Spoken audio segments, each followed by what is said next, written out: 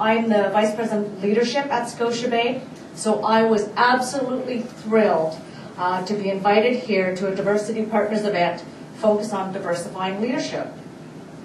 And as Canada's most international bank, Scotiabank is committed to the diverse communities we serve, both here in Canada and internationally. So diversity is very, very important to us, as it clearly is to the group here. So I've been asked to take a few minutes, and I will really try to take a few minutes, and if Julia stands up, I'm going to be frightened. But to talk about Scotiabank's experience with diversity and leadership. So for those of you who have read our annual reports, that would be hands, show of hands. It's absolutely riveting reading. You'll know that one of our key business priorities is sustainable revenue growth. It's not a big surprise. And another one is leadership. And that's because we know that we can't achieve one without having the other. And especially for us and for our President and CEO, we view leadership as being critical to the achievement of our growth strategies. And diverse leadership in particular is important to us for a number of reasons. Here are just a few. We operate in over 50 countries around the world. Over half of our almost 70,000 employees are from outside of Canada. Even within Canada, over 21% of the Scotiabank workforce is a visible minority, and that compares to 16% in the 2006 Canadian census. And this number's not as good, but 12% of our senior management are visible minorities. So our international outlook and employee composition not only gives us a greater appreciation of the international markets and cultural differences, but also a compelling need to effectively lead in that context. And I'll be honest with you, one of the greatest challenges that we have faced in diversifying leadership is one of the toughest ones to tackle.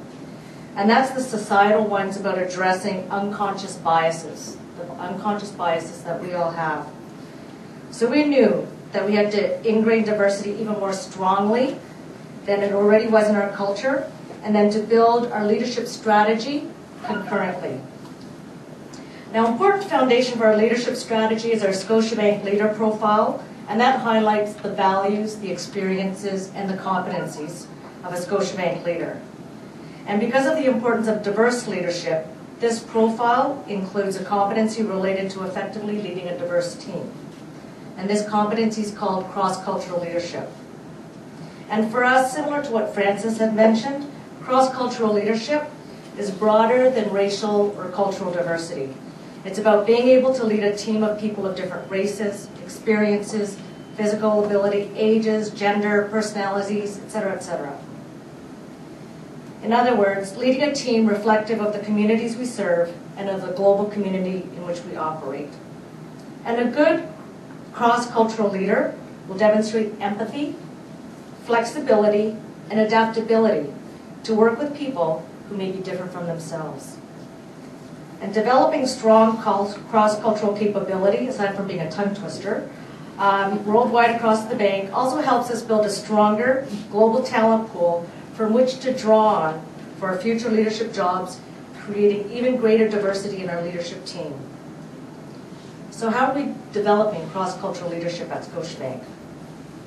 For the individual, we truly believe that learning from experience is the most impactful. Therefore, to support leaders in being better cross-cultural leaders, we have a huge emphasis on cross-functional moves and appointments, as well as working on cross-functional task forces and teams. For example, when leadership job opportunities arise, we, and when I say we, it's really kind of our president and CEO and his direct reports, especially for the most senior jobs, they consider filling the job both in terms of what's required for the business, but also they balance it with the potential developmental opportunity it can provide for our talent. And in fact, this past summer, we announced a bunch of executive moves, which saw some of our executives appointed to very different parts of the organization. And it gives them the chance to learn about another part of our business while leveraging their strengths and experiences. And ultimately, as our CEO has stated, building an even stronger executive management team. And I can't say enough about the impact to the culture of an organization of visible moves such as these. And I know Francis talked about a lot of the very visible things they did at the senior management levels, because people look there. They want you to walk the talk, and I think that's very important. Another important area to drive success in diversifying our leadership is measurement. And as a bank, we love, love, love numbers. And so measurement for us is absolutely critical. And we were looking for a very concrete way to gauge our success. We knew we would be successful if we measured it. And to determine if our efforts were effective. So not only does measurement help us assess success, but it also tells us how our initiatives are sticking in the organization. And it helps us ensure that we have the processes and the culture to support and reinforce cross-cultural and diverse leadership. Now the challenge is with measurement, due to privacy legislation, we can't measure everything we want to. So for example, when we look at senior level appointments, we would love to see a candidate list and be able to say who's a visible minority, who's not, but we can't do that. So we can only measure at the very highest level and aggregate levels. But we can still measure a lot, so we don't let that stop us. And so for diversity and leadership, we do measure the representation of visible minorities and of women in senior management. But to us, it's a lagging measure, so it kind of tells us how we've done. And so if the number is bad, it's kind of too late to do something about it right now. You can affect things going forward, but it's a lagging measure. We also have a diversity index as part of our annual employee survey to kind of give us a sense of what the environment is like. Oh, that's where Julia was standing. And our key leading measure is the percent of cross-functional moves at the leadership and emerging leader levels. And this includes movement of our employees globally. Just last year, the percent of cross-functional moves at the leadership levels, so that's for us at our vice president level and above, was at 36%. So we're not striving for 100 because that would totally destabilize the organization, but we would like it around 30%, so we achieved 36% last year. When we first started tracking this back in early 2000s, we were under 10%. We started at 7% of our moves back then were kind of from one part of the organization to another. So we've come a long way. But as you can see from our representation in senior management, which I previously referenced as being at 12%, we still have quite a ways to go. So while we are doing better than the corporate sector average of 5% identified in the Diversity Counts research, we feel that we can and that we must do better. And so that's why we're pleased to support and be involved with DiverseCity through some of their many impactful initiatives.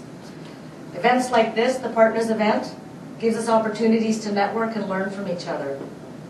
We've also been involved with the Diversity Nexus networking events for senior and rising executives. And one of our leaders is also involved in their Emerging Leaders program, and they recently reached out to me and said, hey, I understand you've been dealing with diversity, would love to talk to you about the work that they're doing. So clearly there's a lot of work being done by Julia and her team. It's very impressive, and we're really pleased to be a part of it. So thank you all for coming and for being so attentive, and for the women for standing on your heels for so long. And I look forward to talking to some of you during the networking event.